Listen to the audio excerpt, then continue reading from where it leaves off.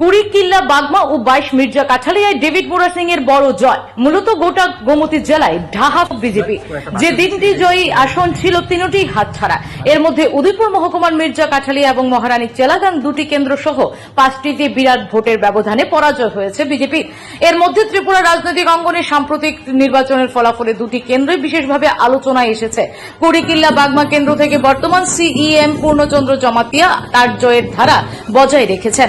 অন্যদিকে 22 মির্জা কাঠালিয়া রাজাপুর কেন্দ্র থেকে মথা দলের প্রার্থী ডেভিড মোরা সিং উল্লেখযোগ্য ব্যবধানে জয়লাভ করেছেন। গণনার 6 রাউন্ড শেষে তিনি মোট 21,321টি ভোট পান। তার নিকটতম প্রতিদ্বন্দ্বী বিজেপি প্রার্থী পদ্মলোচন পেয়েছেন 10,889টি ভোট। এই কেন্দ্রে সিপিএম প্রার্থী পান 4,111টি ভোট। ফলাফলে দেখা যায় ডেভিড মোরা সিং তার নিকটতম প্রতিদ্বন্দ্বীর চেয়ে 10,436 ভোট বেশি পেয়ে স্পষ্ট ব্যবধানে জয় নিশ্চিত করেন।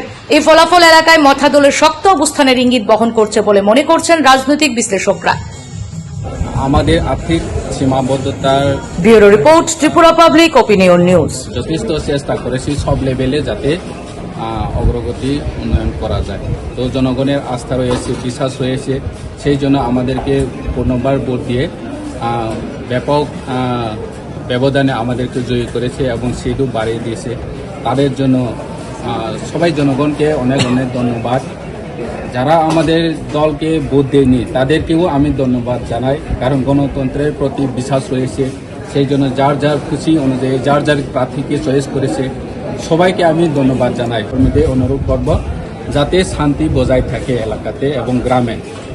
কাজ তো করবো, কিন্তু কাজ করার জন্য তো আরও বাকি আছে, সেটা তো দেখা হবে। কিন্তু প্রথম কাজ হবে এলাকাতে শান্তি শৃঙ্খলা বজায় রাখা এবং সবাইকে অনুরোধ করবো যাতে কেউ কোনো অনৈতিক বা অশান্তির বার্তা জয়ের খুশিটাকে অন্য সাইডে নামিয়ে যায়। আমার সামনে